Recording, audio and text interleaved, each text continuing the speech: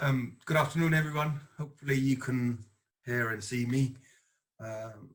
Welcome to the Party Wall, etc. Act 1996 webinar. We're going to go training on brick by brick. This is day 3. Here's my details. Before we begin, once again, and hopefully we're all out there clapping for the NHS.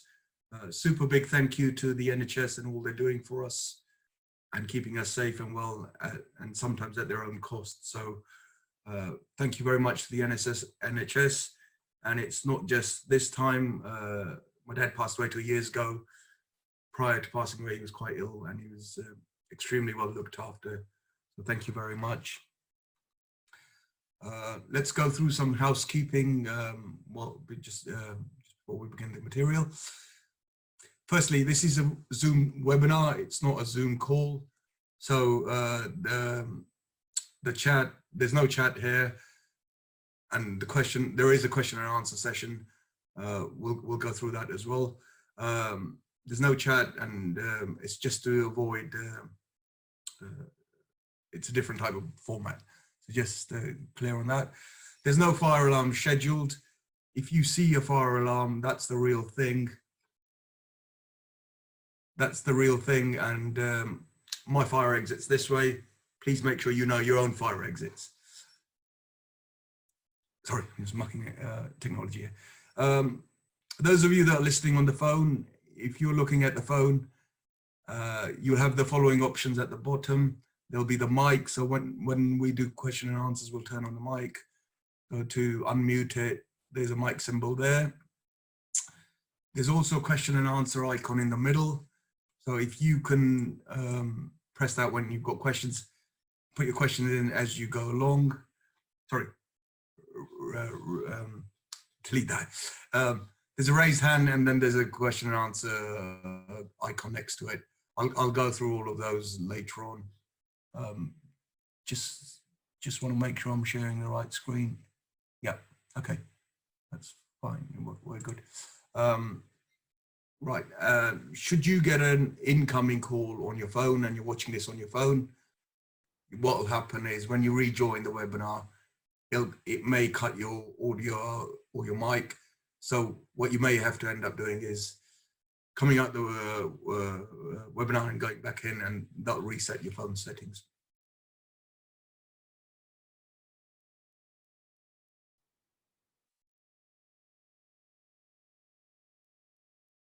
Sorry, I lost it a little bit. If you could keep your phone muted during the meeting, that would be useful. Avoid the noise leaking through. On one of our practice sessions, we actually lost the internet. There was an outage on the internet. We have got a backup internet, and if that happens, it'll take a moment or two, but we will reconnect. So stay with us. If we lose the backup, then we've got really big problems. So that's something different. Those that are attending on a phone, if you lose your Wi-Fi or the signal slacks, Zoom automatically connects, so stay with it. It'll automatically connect you up again. Recordings, yes, there will be recordings available. I'll let you know the details. It'll be on our YouTube channel and some of the sponsors' channels. So we'll send those through to you, the links for the recordings. Just as I've gone through a couple of days before, and some of you are here for the first time. I have got a book I published a couple of years ago, but it's being revised. So please don't buy it yet. Hold on to your money.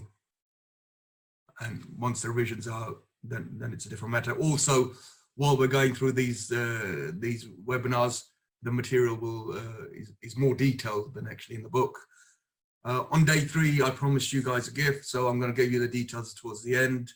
And its value is increased by going through these webinars, so that when you sit through these webinars, you'll be able to make more use of it. And finally, question and answer. So keep your questions and answers coming. We've got a plan for the question and answers, but what happens usually when you think of a question, and it escapes you, so fire it off in the question and answer section. It's towards the end and towards the right on your phones. Quickly type it in. And then when we come to it, we'll go through the question and answers. We're going to try and do it again by letting those that want to speak present the questions live, and we'll try and answer them as thoroughly as we can.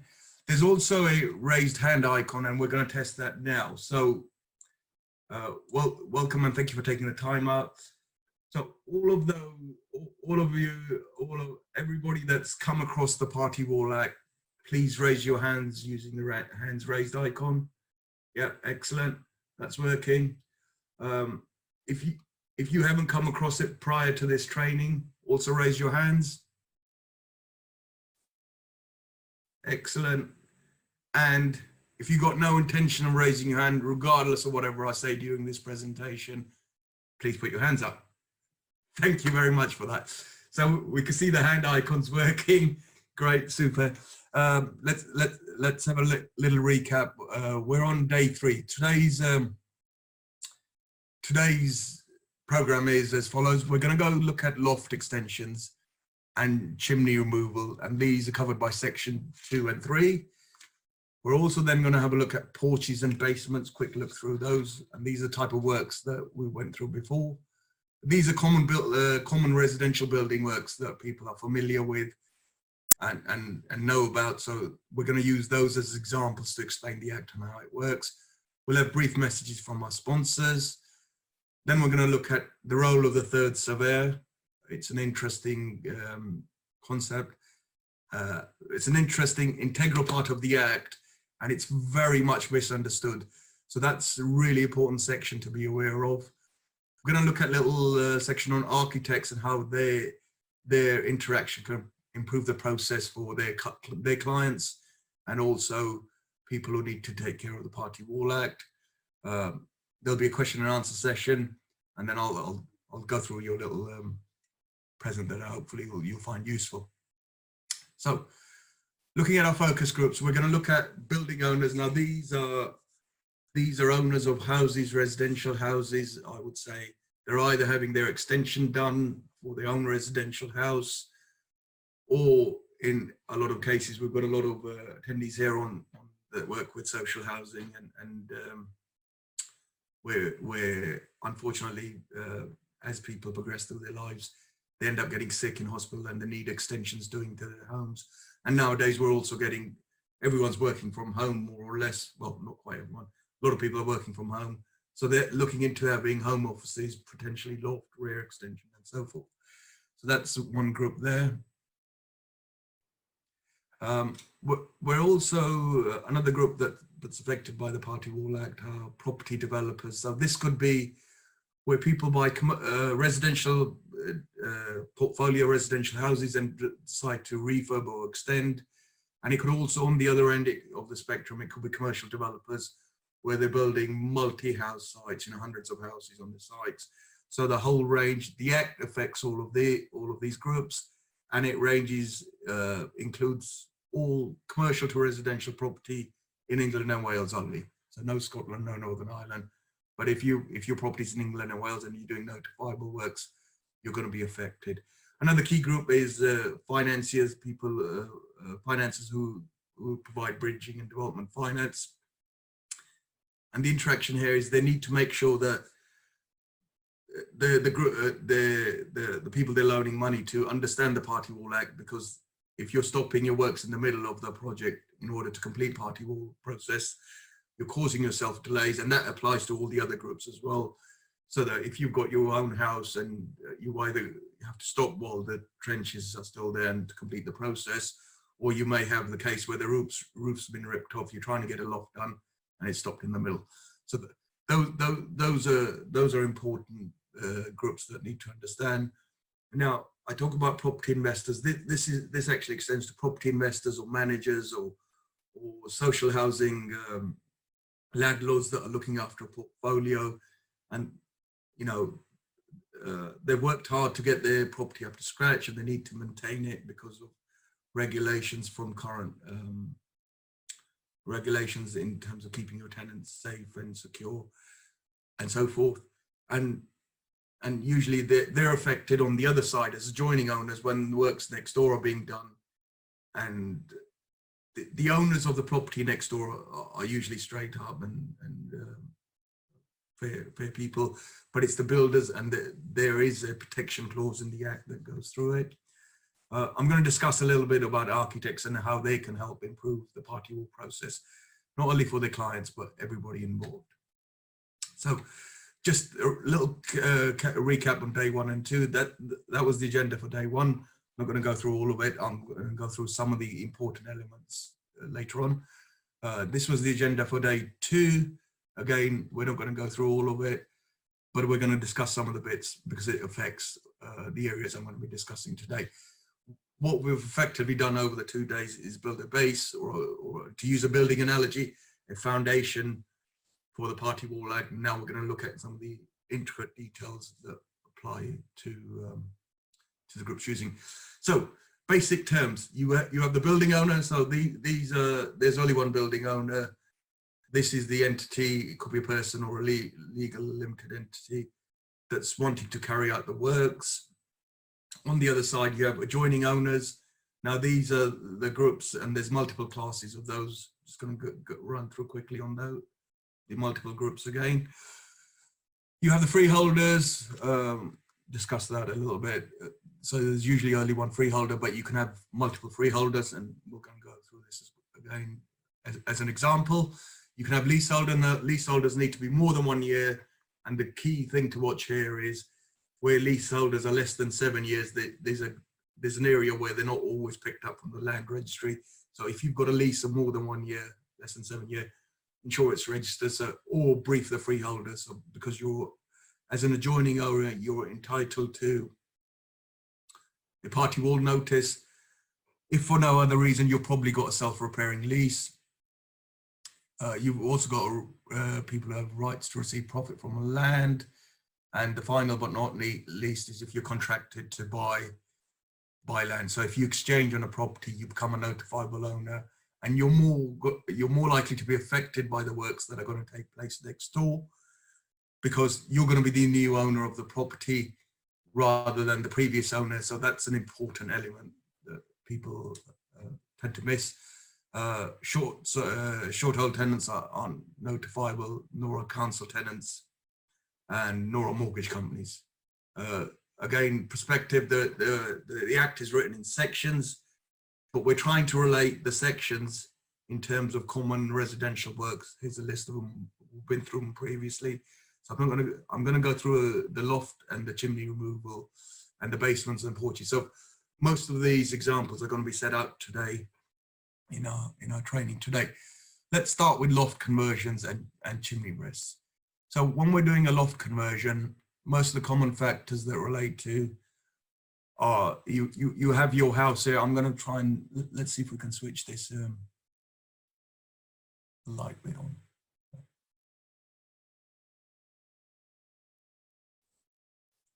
So you have your property there, and you want to do a loft conversion. That's your loft conversion, and one of the basic principles of loft conversion is they have steels inserted into the floor space so that you can obtain sound separation and meet the sound regulations and building regulations of the sound of the project. This is notifiable under section 22F. Section 2 works have a 2-month notice period, and that's your adjoining owner. Now this is assuming that you're in a standard semi-detached house whereby you own one half of the pair, and you've got one owner on the other half that hasn't been converted into flats. So that's just one freeholder. They're notifiable under section 22F. It is a 2-month notice period, but it can be decreased by the agreement of neighbors next door. Let's have a look at another common factor. When you're building a loft, you'll need to insert flashing where the dormer lies, and if the dormer is very close to the party wall, it'll involve cutting it, flashing into the party wall. This is allowed under section 22J of the Party Wall Act. Again, it's 2 months notifiable, but you can decrease. Important point to understand here is it's not only protecting your loft and helping you meet building regulations, it's also helping to protect their property by doing it properly, so that there's no water leakage should you get excessive rain. We've had quite a lot of rain this year, and last year we had huge amounts of excessive rain. Sorry, just to get something going. A couple of years ago, we had huge amounts of excessive rain, and that meant that where flashing wasn't put in properly, you had leaks. In fact, I had an occasion earlier on this year where it was the same thing, whereby someone had done a project. The neighbours had previously replaced the roof, flashing wasn't in properly, and it caused water damage. Another common factor is removal of plaster. So where you've got an existing house, the plaster's a little bit old, it's short, it's losing its adhesion to the wall. So that needs to be removed. It's better to notify this under 22K because you're covered in terms of the works. When you do a schedule of condition in terms of pre-works, we can log that as a scope of works, and it creates a baseline for comparing should there be damage claims afterwards. So when we're doing a loft, so an integral part of doing a loft is to remove the roof. If we remove the roof, and we've seen it, I've seen projects where the next door neighbours remove the roof, the party wall then exposed to the element which was previously covered up. You're getting all the elements, the rain raining in, and it's causing damp to travel down the wall. This has twofold effect. It's bad for your building because that rain damage is going to then cause problems for your existing building. And secondly, it's going to cause damp and water damage on the next neighbours. So you do need to weatherproof it, and you need to make sure that we put it in as part of the notice. Okay, so occasionally for loft conversions, we'll have what's called raising a party wall. I talked about that yesterday, whereby the wall is built in solid brick rather than a dormer cheek. There's a couple of issues with this in that you have the right to raise the whole of the party wall, regardless of whether party walls simultaneously belong to both sides and the boundary runs in the middle. So that people believe that half of the party wall that's not on your side of the boundary, you're not allowed to touch. In fact, the Party Wall Act gives you rights to raise whole of that wall if you wish. And it actually gives you a better finish to the loft, means less maintenance, much better soundproofing, and much better quality of loft. Again, it's a 2-month notice period, can be decreased, but the problem with raising the party wall is you're allowed to do so by the Party Wall Act. In fact, there's case law in planning issues that allows you to do it because it comes under curtilage. But planners don't always understand this issue and wrongly deny you the ability to raise a party wall. There is a planning procedure and you can go to appeal. However, because of time constraints, some people don't like going to appeal. You're going to win appeal because there's been a number of cases where planners have been found to be mistaken here. But the issue we get here is people haven't got time to wait. So that's just in case you're planning to raise a party wall in order for it to form the side of your dormer. And again, I've seen a lot of projects that have gone ahead and they haven't had time to do the appeal. So in terms of raising a party wall, there's the issue of Section 1111, making use of costs, which we discussed slightly yesterday. It's colloquially known in the industry as enclosure costs. Slightly incorrect, but that's how everybody talks about it. It's payable so when the first owner builds a loft, they raise the party wall, they've incurred expense, and when the second owner, adjoining owner, then builds a loft and makes use of the wall, they have to pay the first owner costs, a proportion of the costs, and that depends on the area that's been enclosed. In a roof, you've got a triangle scenario, and there's some of the wall's going to be raised, so it's only the extra wall that the first building owner built that then becomes payable on Section 1111 costs. It's slightly complex calculation, but be aware, it's all about when it's made use of. So you don't have to pay when the wall is built, it's only when you make use of it. So I'm going to go a quick run through chimney. So here we've got a scenario of two owners. Here's our building owner, they've got a chimney here, here's the adjoining owner, party wall runs in the middle, and they want to take this chimney breast out. Now chimney breast is the element below the roof line, the chimney stack is the element above the roof line. You can take out a chimney stack, but the problem with that, by agreement of the neighbor, but the problem with that is because of the way these chimneys are built together and the chimney stack is connected at the top, it means there's much more detail planning that's needed. Chimney stack, chimney breast removal is under section 22G. Again, it's a 2-month notice, and here's the whole of the 22G subsection, but I'm just highlighting the important elements. To cut away from a party wall, any projection chimney breast. So you're entitled to take out the chimney breast element below the roof line. So that's the fireplaces and so forth. This is definitely notifiable. This is the most common misunderstanding. People believe it's not notifiable, 100% notifiable. And secondly, this is the second most risky part of works you can do. The most risky being a basement in terms of possible damage to next door. Now, removing chimney breast, it's quite mitigating the possibility of damage. It's not that difficult in that you don't use percussion tools on there. Use either hand tools or rotary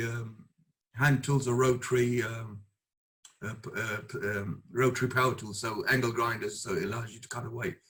Taking those 2 steps means you decrease the damage, the possibility of damage next door. Now we go on to our second element, which is basements and porches. So yesterday I talked about a section 6.1 rule that has 2-part tests. So again, just to refresh your memory, for section 6.1 to apply, you've got to meet 2 elements. The excavation's got to be within 3 meters, and it's going to go to a lower horizontal level. So where we're doing a porch, if we have a scenario, there's our building owner, there's the owner, and the building owner is in a terrace format. We're doing a plan view here. So the owner of the house here has a neighbor on this side, neighbor on the other side, and they want to construct a porch here. So first of all, with porches, it's quite easy to get out of having to give notices. One being, you don't need to have very deep foundations. You can get away with doing a slab, i.e. a very thin foundation, because you're not sporting a great deal of weight there, it's not load bearing.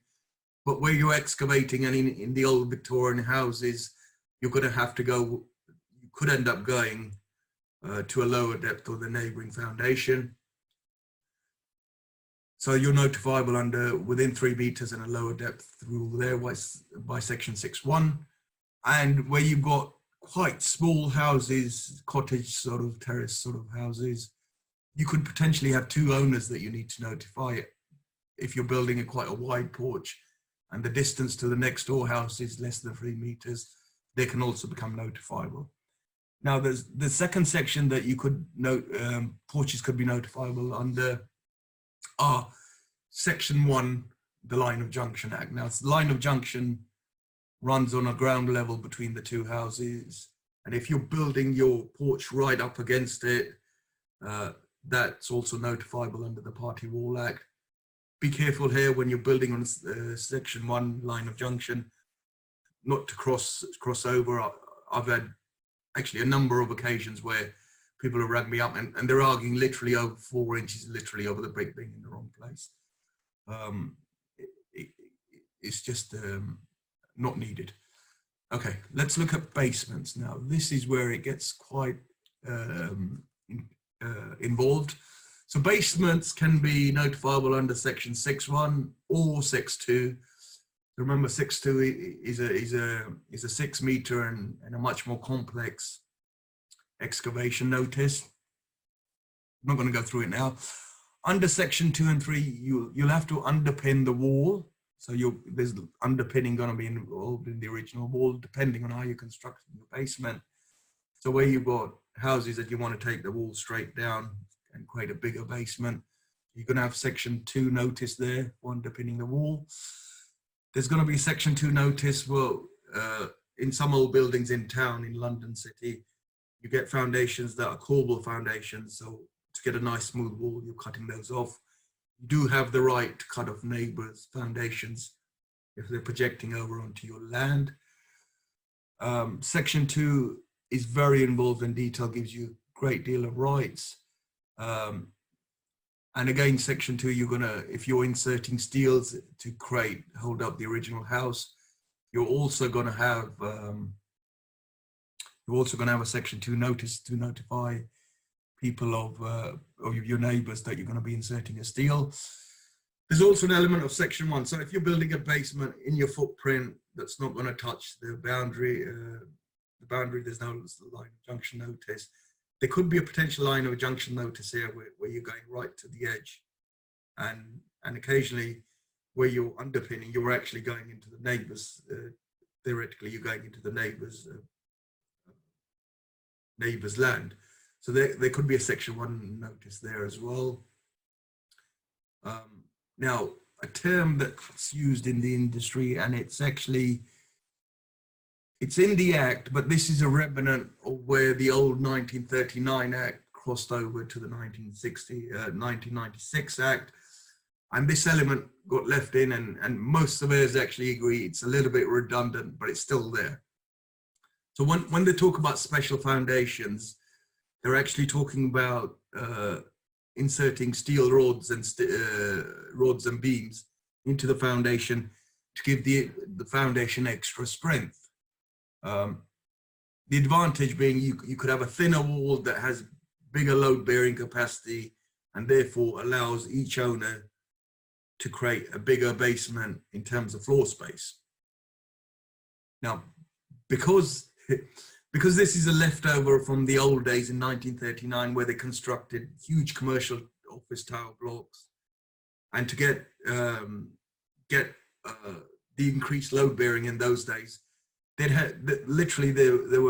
was called a griddle. Actually, it was mesh and made up of RSJs of a really high strength and high density, and it basically meant that if the neighbor wanted to cut that off, they were unable to do so without affecting this integrity.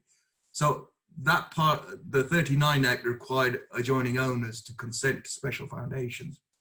Now, where we're looking at the 96 Act in terms of more residential work applying to England and Wales, and building technology and engineering understanding and calculations have moved on since then. This is a hangover of those days, so that you still need to have special consent from adjoining owners.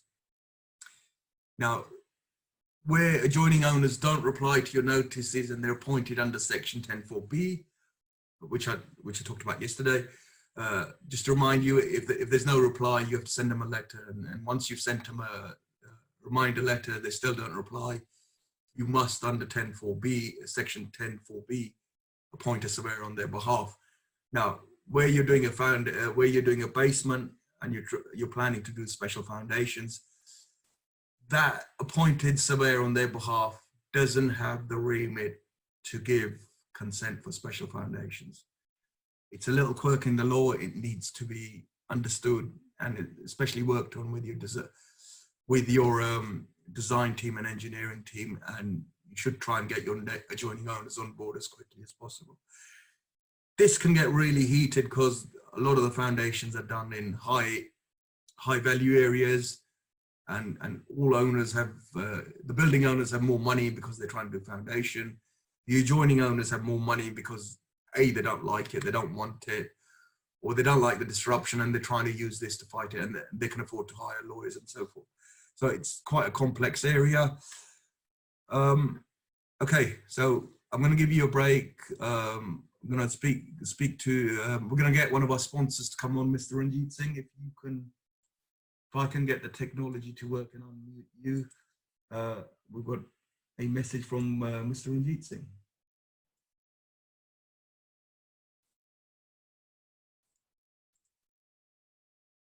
Sorry, Mr. Ranjit, could you unmute your mic? I think you're muted at your end as well, please.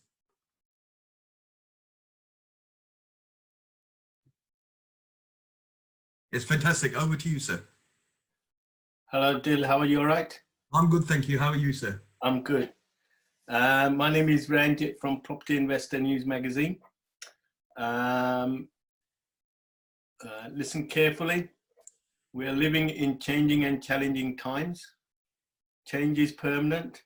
Change or be changed. Choice is yours.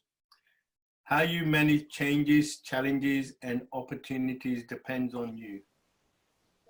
In Chinese, the word crisis means danger/opportunities. To some people, it means crisis equal danger. To some people, crisis plus danger equals opportunities. Remember the following. After a boom, there's a recession. After a recession, there's a boom. Fortunes are made by those who are prepared.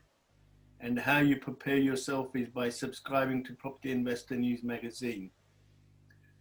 You will become an educated investor, you'll become knowledgeable investor, and you will become an informed investor.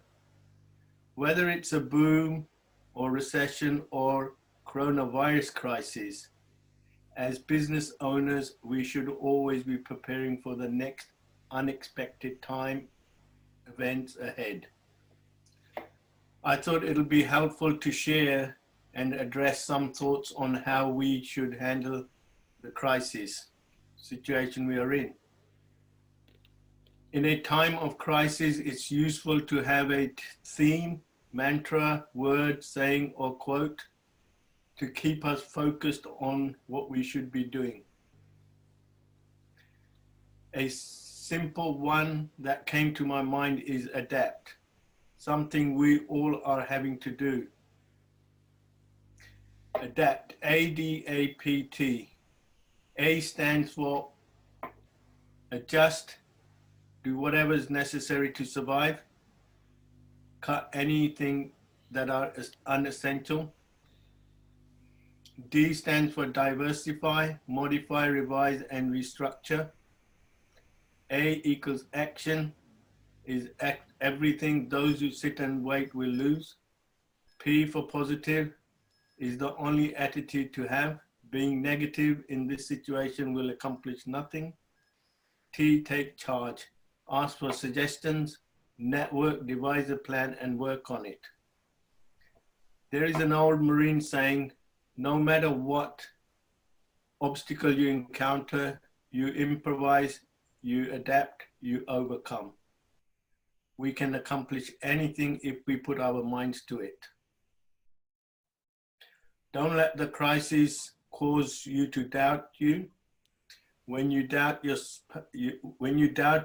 yourself, power, you give power to your doubt. Remember, if you are not subscribed to Property Investor News, you should be subscribing. If you unsubscribed in panic when the world was going crazy stockpiling toilet rolls, you should resubscribe, rethink, reorganize, regroup, restructure, and renegotiate terms. More importantly, re-energize yourself and reject any notion that you can't regain what's lost. We do have a special offer, as you can see on your screen. The offer is 3 issues of Property Investor News Magazine and also a book, Before the Hammer Falls, written by 2 auction industry experts, Jay Howard and Piotr Rusnik.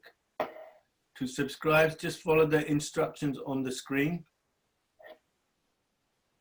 And going forward, remember, information and knowledge is key to your success in times of crisis especially. You should have in your property toolkit, Property Investor News Magazine subscription. Thank you for your time. Any questions, feel free to contact me. Please take care, please stay safe, please stay home, and most importantly, stay online. Back to you, Dil. Thank you very much, Mr. Ranjit Singh. We've got a quick announcement from Mr. Surinder Singh. Mr. Surinder, can you hear me? Yes, I can hear you. Can you hear me? Yes, thank you. So if we can have a quick announcement on your little event that's taking place on Zoom, and we'll come back to you at the end.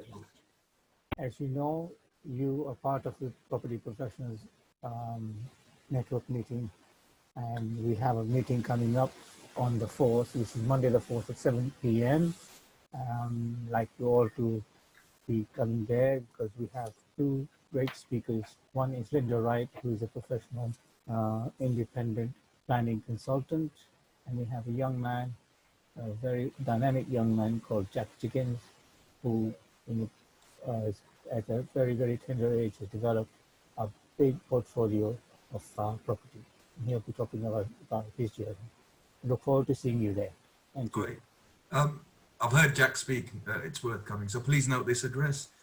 And quick announcement from Sam. Sam, are you here? Can you hear me, Sam?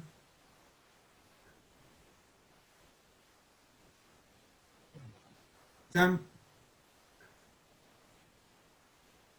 No, we've lost Sam. So here's Sam's details. Sam's doing some great work for housing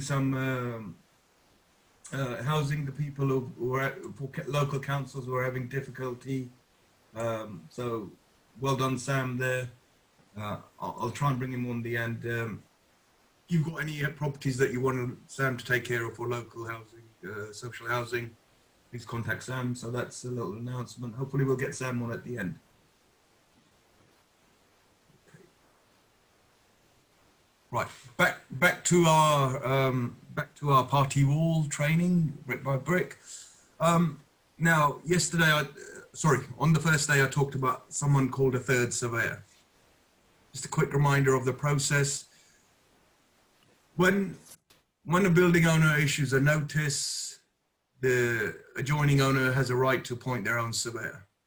So you have a situation where the building owner have their own surveyor, the adjoining owners have their own surveyors. One of the first duties that surveyors need to do is to select a third surveyor. The reasoning behind this is, should the two surveyors disagree with something, sorry, I thought I'd done unmuted. Sorry, I was checking my mutation. So the building owner's got his own surveyor, adjoining owners have their own surveyor, and the two surveyors need to select a third surveyor so that should they disagree on something, there's if you like a voting system. So, and then the process carries on whereby the adjoining owner organizes the appointment, building owner surveyor carries out a schedule of condition, building owner drafts a schedule of condition and a draft award. And this is discussed and checked by the adjoining owner surveyor. So what we're actually discussing here is this role of the third surveyor.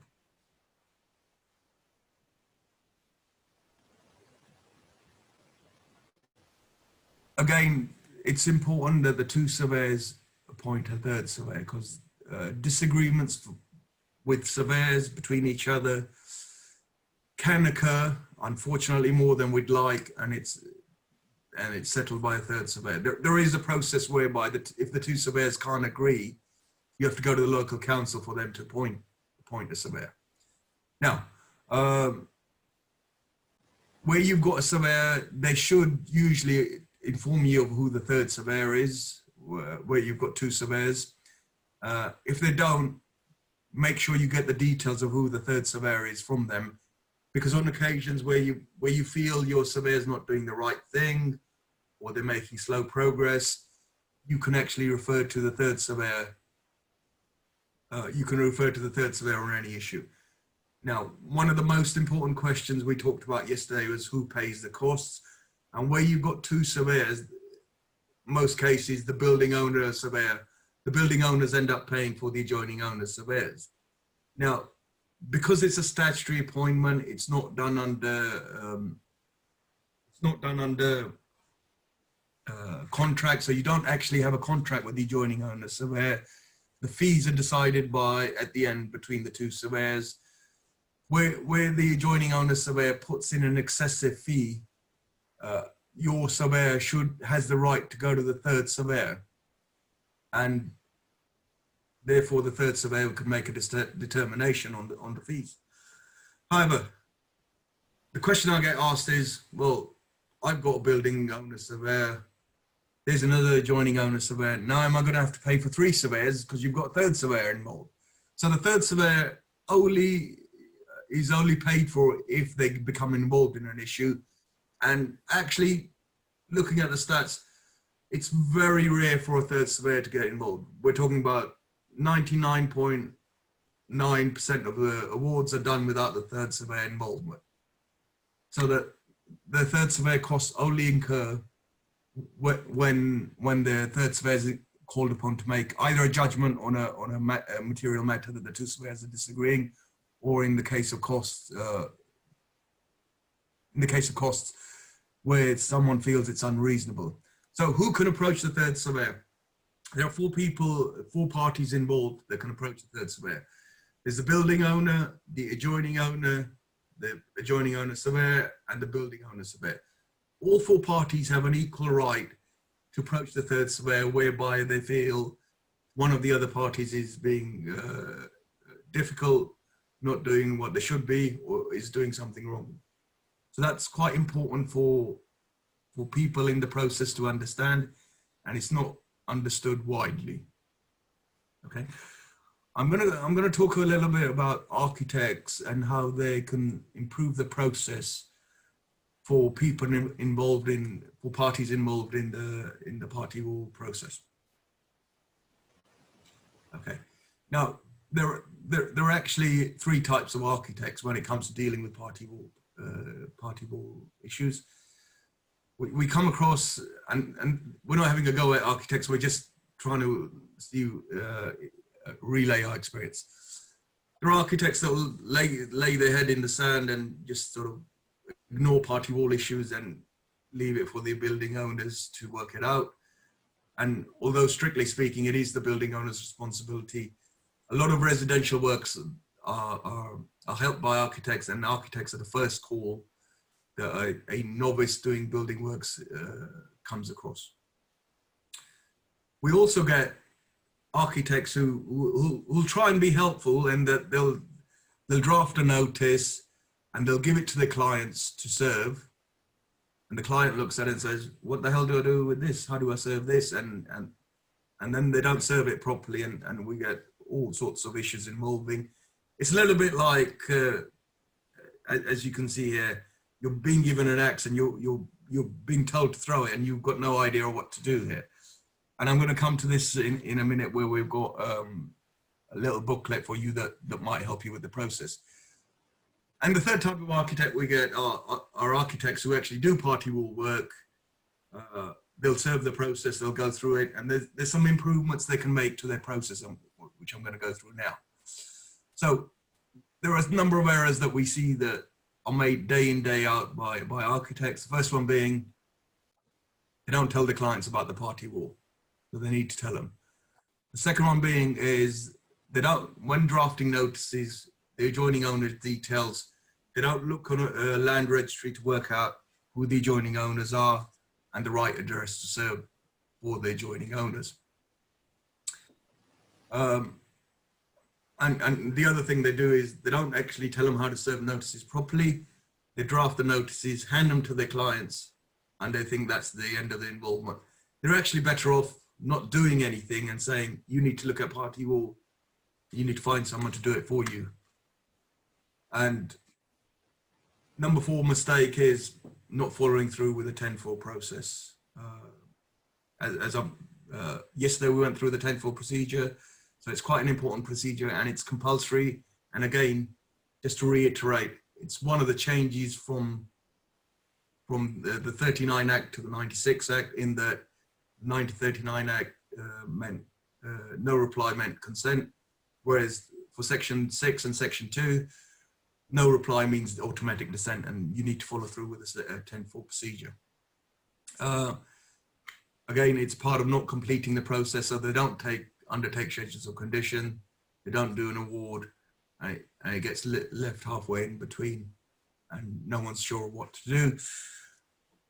The other mistake that regularly occurs, and it's not only by architects, it's by anybody, a lot of people who serve their own notices, in that they send notices via recorded delivery, because when they walk into the post office, the kind people behind the post office counter do a little upsell and say, would you like this recorded delivery? It's an important document. And you have to be really strong and say, no, could you please do a certificate of posting and give me the certificate of posting? The reason being, if you send a notice by a recorded delivery, on the other side, the adjoining owners are not home, they're not in the office, there's no one there to sign for whatever reason, and nowadays no one's opening the door because coronavirus. They don't sign for the recorded delivery, the postman drops a little red tab in, and no one collects this notice. Therefore, until it reaches a destination, it's not served. Whereas if you did it by certificate of posting and make sure you obtain and keep the certificate of posting as proof, that counts as service because it's under the Deemed Service Act. So the minute you post a notice under the Party Wall Act in the post office, you get a certificate of posting. 2 days later, that counts as being served. Regardless of whether it reaches there or not, it's counted as served. And again, you've got to do this for the notice. You've also got to do it for a 10-4 letter. So make sure you keep your certificate of posting for documentation purposes. And that will mean you've served both your certificate of post, and you've also noise in the background. That'll mean you've served your notice properly, and you've served your certificate of your 10-4 reminder letter properly. That then allows you to appoint a surveyor on their behalf, and you've got the correct documentation should this end up in court. So the other way the architects can improve process. Now, I've seen this little project plan on an architect's view somewhere in one of their materials. So here, if we look, what they're going to do is they're going to send in an application, and then they're going to start the party wall process. And I'm guessing their thinking is, well, when we get the planning permission, we'll then start the party wall process, and then do the utilities and do the rest of the build, get the engineering documents at the same time. That's actually ineffective, and the reason being, that's the improvement. Let me go back to this. That's ineffective because as soon as planning applications submitted around there, the neighbours will start to receive marketing material from other party wall surveyors, and some of it's scary and daunting, and the neighbours, adjoining owners, think, these guys are trying to pull a fast one on me. They're not going to tell me about the Party Wall Act. They haven't told me. They're not telling me what they're doing. So in some of the inner London boroughs, you end up getting sort of between 12 and 16 letters from other party wall surveyors. And I've seen some of those, and some of those are a little bit scary and daunting. So how do we improve this little glitch? Especially where you're doing permitted development works, i.e. loft, rear extension, standard stuff. You know you're going to get permission for it. The best way to deal with this stuff is once you've started the process, as soon as you've got a first draft ready, first draft, second draft, and it's possible to work out the adjoining owners. You might be refining the detail in terms of the kitchen, the layout, the design, but roughly you know where the extension's going, you know the loft. Is to start the party wall process at this point, probably a week or so earlier than submitting the planning, and also make sure you give your adjoining owners, if you're on especially residential property, you try and do the good neighborly thing in terms of giving them a set of prints of your project, a set of party wall notices at that time, and that will hopefully help you gain either consent or schedule of condition. And it's good neighborly practice anyway to be open, so that your neighbors are less aggravated, less worried about these letters coming through, because it's going to happen. So that's my little tip for the process in terms of helping you gain either a schedule of condition consent or an agreed surveyor. I'm going to come to the question and answer section now. Earlier on, someone asked actually, is there booklets available? So this is the government's booklet. It's available on the community's website, communities.gov.uk. It's actually quite a good booklet. It does miss out the 10-4 process and serving notices by certificate of posting and so forth. However, the rest of the material is very good in there. So make use of it, get this booklet. And this was actually written in 2002. One of my mentors took part in the committee that wrote it, so it's quite detailed. I'm guessing for that time they didn't lay out the procedures because they didn't realize that you need to be that involved in terms of processes. So take a note of this. The other booklet is one of mine that I've published, and this is purely a draft example. This contains a checklist of all the process. It's a very thin little PDF. You can get it by going on LinkedIn and linking me, connecting with me to LinkedIn. It's on one of my posts.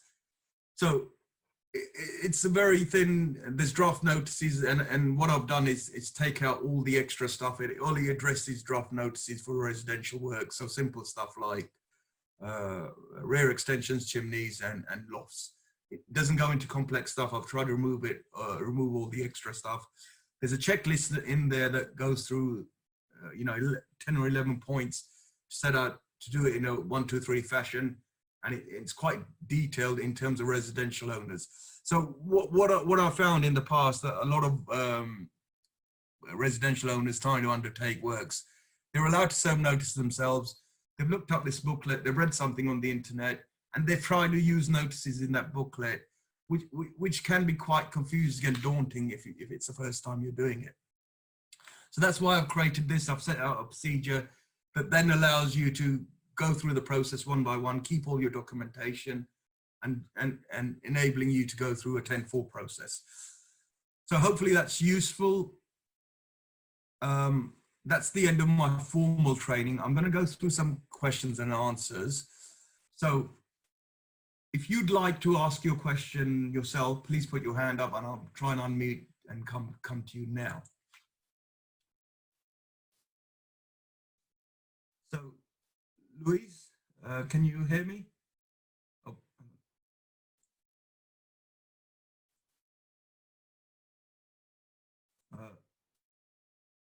Louise, you left to unmute yourself.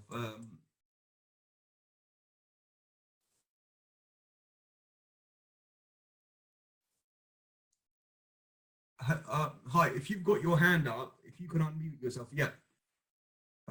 Is that Moshi? Yeah, hi there. Hi there, how are you? I'm very well, thank you. Thank you. It's very informative and interesting again. Discussing particularly lofts, you want to raise the party wall. Yeah. Am I correct that the building owner raises the party wall, and if the adjoining owner doesn't require the services at the time, then the building owner would pay for the cost? Is that correct? Yeah, so if you think of it in stages, the building owner, the person doing the loft first, will raise the party wall. They'll pay for the costs. Yeah. Right. Okay. So now you've got a scenario where, say, if it's a semi-detached, one side's got a raised wall, the other side has no loft. Now, at some point in the future, if the adjoining owner then decides to build a loft, they'll become the building owner. The folks next door will become the adjoining owner, and they want to use that raised party wall. They're entitled to make use of it under the law. And when they make use of it, that's when they have to pay for their portion of the extra wall that the building owners built. Right. So I just say, they have to pay the cost of when the wall was built or today's cost? The costs are, that's a very good point. The costs are determined at today's cost, i.e. at the point when they enclose. Okay. Yeah. So my main question is, I thought that was the case, if the first building owner who raised the wall has moved out, sold his property to a second person now, and now adjoining owners making use of this party wall, what happens now? So they have to pay to the current owner. There's a very famous case on this. It involved a library and a local authority. The name escapes me, whereby the owner had sold the property, and then saw the local authority making use of the wall that he'd extended, and he came back and said, "Well, can I have my money, please?" And and this went all the way to court, and the court determined it's the current owners that get the benefit of it. So it'll be the current owners that they'll have to pay to. Thank you. Perfect. Yeah, and it's worked out at the time of enclosing, and I've come across cases where people think, the neighbours think, we're not going to give them permission to raise the party wall. That's wrong. They can't stop it being raised. The issue you'll get in local authorities is about planning, and like I said, going through maybe having to go through replanning. So thank you for that question. Thank you. Let me, sorry, Janet, let me see if I can unmute you so you can ask your question. Your hand's up. If you'd like to.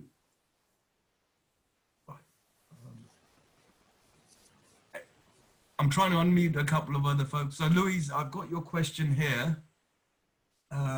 So I'm going to read it through, and I'm trying to unmute you, but you're muted at your end. So your question is, when you remove a porch, is it notifiable? So demolition can be notifiable, but not when you're just taking the bricks off, unless you're cutting into a party wall. So I'm guessing where you've got just a porch in your scenarios where you've just got your own porch, there's no porch next door, yes, you can remove it. Now you could get a scenario where both the neighbors have a porch and there's a joint wall in the middle, i.e. They've built it as a party wall.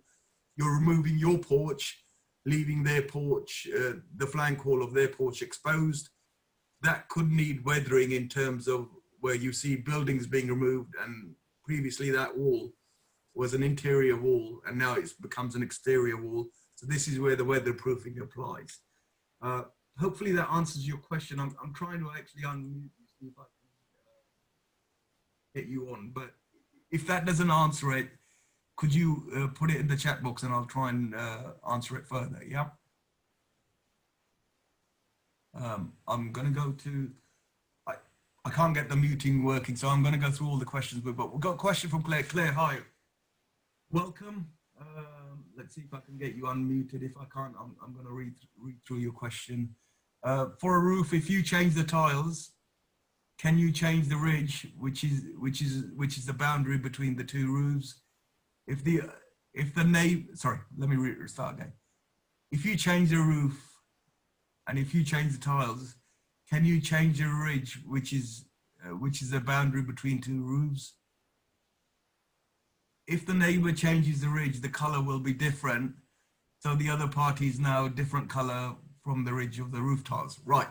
So basically what you're saying is, where you're changing roofs, you've got a ridge which is around the tile cap that's on the top. That also gets changed. So as long as roofs get changed quickly and there's no issues, usually they don't need to be notified under the Party Wall Act. Now, where you've got differences in tile colors, this is an aesthetic question. It doesn't come into boundary disputes or party walls or anything else. It might be governed by local authority law, local laws. If it's a conservation area, they might have an edict on the color of the roof tiles, and the color of the roof tiles doesn't denote boundaries. So we've had scenarios where they've changed the roof and there's a drop in the party wall building, so the party wall is higher up, and because they've changed the tiles, you've got a scenario where the tiles can effectively become a different color. The color of the tiles is irrelevant to where the boundary is, but just watch out for it coming under conservation issues and conservation rules. We've got another question from Monica. Hi, Monica. Unfortunately, I missed previous 2 days. Will there any chance you will do them again? Yes. Okay. So under there, we've got. I'm going to be speaking at a Architects Growth Summit next Thursday. And the week after, we're looking at doing a slightly different format, similar training. This will be over a 2-day period. These dates are being penciled in. It's Tuesday the 12th at 2 and Friday the 15th at 2. So this will be a 2-part 90-minute training each, not a 3-day. Put that in your diary. This is to be confirmed, and it'll be on my LinkedIn. So we're going to try and rerun this training. So please connect with me on LinkedIn, and I'll be able to send you details of the training there. And sorry, there's also plans to do a question time, which will be confirmed later on. Question from Harminder, will you be able to send out slides? Yes, definitely. If you drop me an email, happy to send out slides. It'll be probably sometime next week. So just bounce me an email and we'll send that out to you. Next question from Diana. We're completing a loft conversion and the AO is a landlord that lives overseas. We've emailed him the notice and plans, etc. And he replied consenting to the notice. However, we only have the consent via email. Is that okay? Okay, so you've done the notices and he's replied by email. Theoretically, when the Party Wall Act came into law, 1st of July 1997, believe it or not, email wasn't as widely used. And I remember the days when surveyors wouldn't accept a letter of appointment as a scan. They wanted the original. In 2015, there's a piece of legislation called Communications Act 2015, which amended the Party Wall Act, saying that if a party wishes for notice and so on to be served by email, they've got to confirm, they've got to give their consent for email confirmation. However, looking at your question, as long as you're satisfied that it's the adjoining owner who's replying and that they've replied by email, that should be fine, and you need to keep that on file. Theoretically, in your notice, you should have actually put consent by, gives permission to be, sorry, the phrase I'm looking at is something similar like, I hereby consent to, for email processing. But if you haven't got it and you can file that, that's fine. And the important thing is they're consenting here, they're not dissenting. And going back to the schedule of condition, you should try and do a schedule of condition for your practice, not just for the sake of the process or for the adjoining, sorry, for your protection, not just for the adjoining owner's protection. Okay. Got another comment here. Thank you for the session, very helpful. Where the loft has already been converted, but they are now changing the layout and most likely roof, you need to do anything.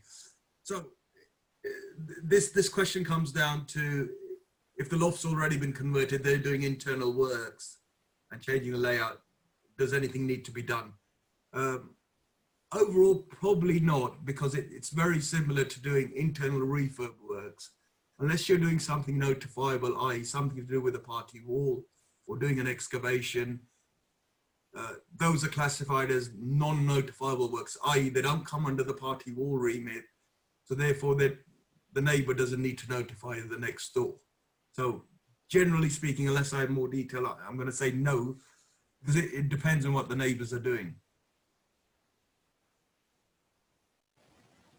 I'm going to have another go at bringing on anybody who's got a question, but so far the mics are not working for me. Let's have a look. Another question.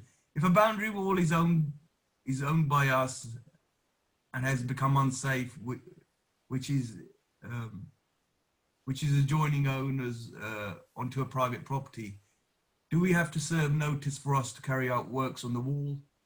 We want to remove the brick and install a wooden fence, as the trees in this garden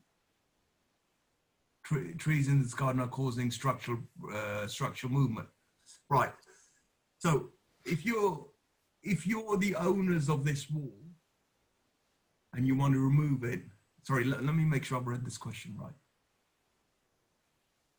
So if you're the owners of a boundary wall, then you could take it down. And it's not a party wall. It's not a party fence wall either. So what you're doing is you're maintaining your own property. Now, if you need access to neighboring land, this is governed by Access to Neighboring Land Act 2002. So that you have rights to get onto neighbours' land in order to create repairs, and especially where it's become unsafe. And if it's your wall, and this will be denoted in the deeds. So the other thing we come across is that there's an old adage or old convention saying the fence on the right belongs to you. That's not actually true. It's defined in the deeds. It could be left, right, it could be both, it could be neither, and it's all in the back, and similar for back fences. So you need to check your deeds. In your deeds, it'll denote who's responsible and who owns it. And they're two different issues as well. So please check on your deeds as to who owns the fence or the brick or the boundary wall. And also, and you come across, I think Stanmore and Croydon are one of the places, a couple of the places where it's jointly owned. So where either you own it or you're responsible for repairing it. Again, these are two different issues, and you need to check your deeds. So look at that and have a look at and see who actually owns that wall before you start the process. Now, if you're the owner, then you're responsible for maintaining it, and you need access to the neighbouring land. You should use the neighbouring Access to Neighbouring Land Act, because it's not a new wall you're building. All you're trying to do is repair it, and Access to Neighbouring Land Act is actually cheaper than using a Party Wall Act in the longer run. So hopefully that answers your question. Got a comment here, okay. Let's progress through.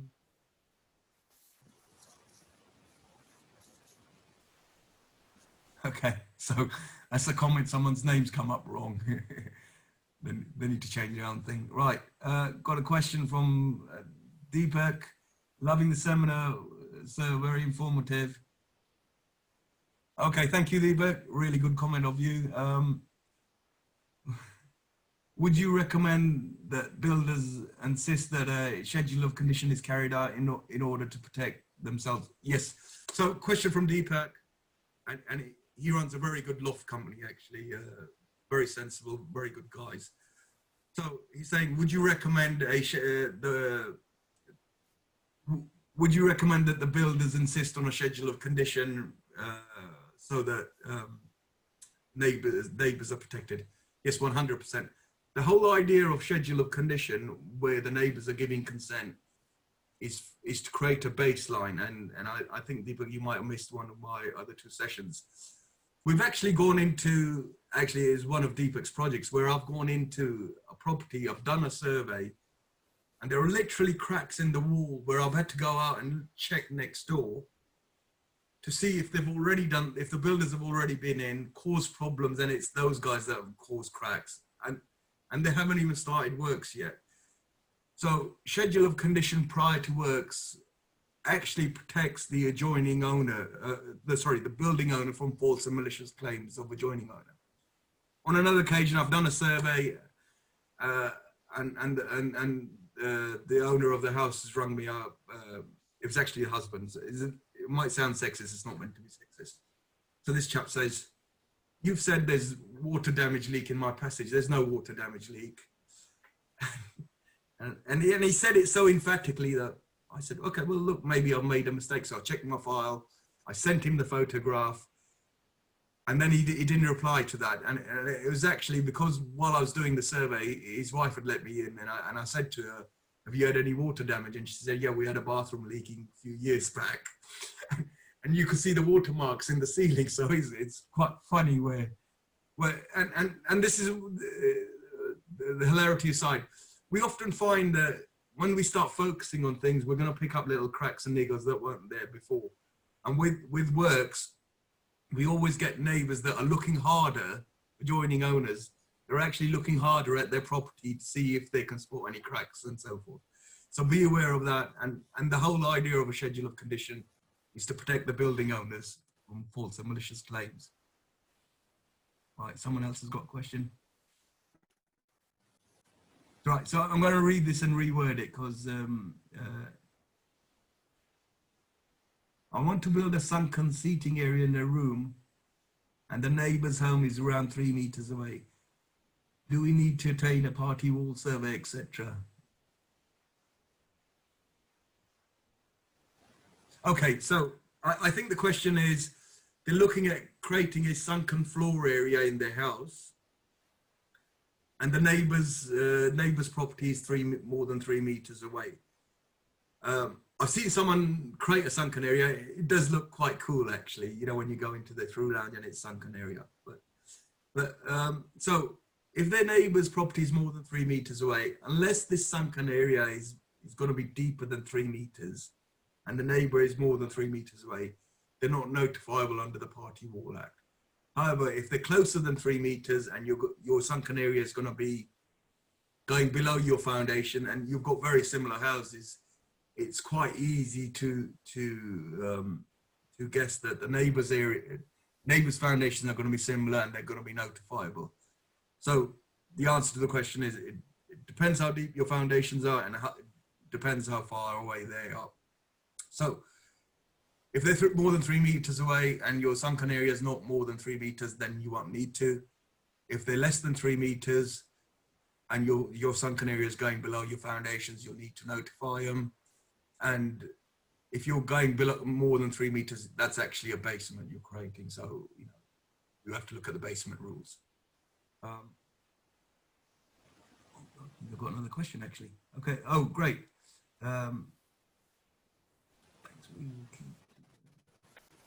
Okay, so that's fine. That's answered that's the first time I've been asked that question. That's quite an unusual question. Right. So, any more questions from anyone? If they'd like to type them in or put their hands up, and I can't. So I'm right. I think that's all the questions we've had for today. I've hopefully gone through everything. Again, let me just bring you focus back onto, just before we go, we are going to be doing another session. Hopefully I'm not mucking up your screen and your screen doesn't look like mine. So we're going to be doing I'm going to be talking at an Architects Growth Summit next Thursday. It's all Zoom meetings. Following week, we're going to be running a 2-part session, Tuesday the 12th starting at 2 and finishing on Friday, again 2 for 90 minutes. There's plans to create a question time by the Party Wall guy. That's me, that's my nickname in the industry. We'll let you know. If you connect to me on LinkedIn, you'll get details of everything there. Send me an email if you want slides or you got any questions. Always happy to talk about Party Walls. And thank you for coming. So this is the end of the, just gonna check, see if there's any more questions. Right, no more new questions. So let me see if I can not mess this up. Right, so thank you for coming. And now we're gonna